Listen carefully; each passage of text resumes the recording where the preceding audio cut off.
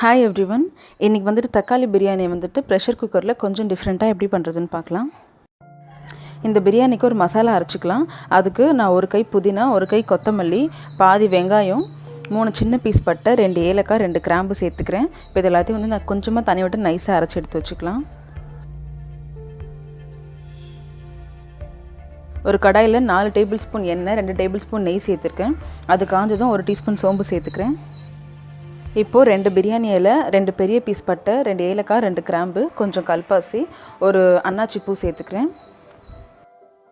இந்த ஹோல் கரம் மசாலாலாம் நல்லா வெடித்து வாசம் வந்ததுக்கப்புறமா 3 வெங்காயம் மெலிசாக ஸ்லைஸ் பண்ணி வச்சுருக்கேன். அதை சேர்த்து நல்லா வதக்கிக்கலாம்.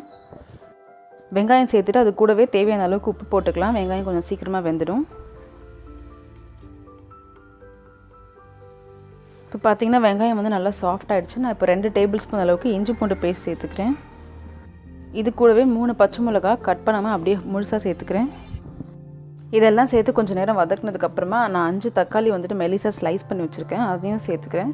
சேர்த்தது சாஃப்ட் ஆகிற வரைக்கும் நல்லா வதக்கிக்கலாம்.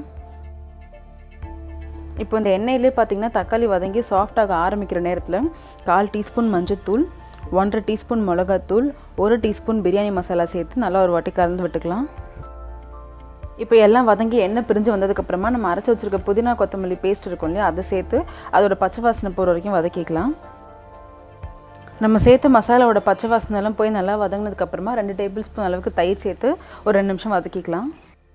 இப்போது வந்து பிரியாணியோட பேஸ் வந்து ரெடி ஆகிடுச்சு. எல்லாமே வந்து நல்லா திக்காக ஒரு கிரேவி ஸ்டேஜுக்கு வந்துருச்சு.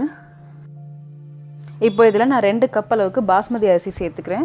இந்த அரிசி வந்து நான் கழுவிட்டு ஒரு அரை மணி நேரம் ஊற வச்சு வச்சுருந்தேன். 1 கப் அரிசிக்கு 1.5 கப் தண்ணி நான் அரை மணி நேரம் ஊற வச்சதுனால நான் 2 கப் அரிசி சேர்க்குறேன். அதனால் 3 கப் அளவுக்கு தண்ணி சேர்த்து இதை நல்லா கலந்து விட்டுக்கலாம். இப்போ இந்த கடாயில் இருக்க எல்லாத்தையுமே வந்துட்டு அப்படியே ஒரு ப்ரெஷர் குக்கருக்கு மாற்றிக்கலாம். லைட்டாக வந்து கரம் மசாலா மேலே தூவி விட்டுட்டு மூடி போட்டு இதை 2 விசில் வச்சு எடுத்துக்கலாம். பிரியாணி வந்து குக் ஆகிறதுக்குள்ளே நான் இங்கே வந்து ரைத்தா செஞ்சிட்ருக்கிறேன்.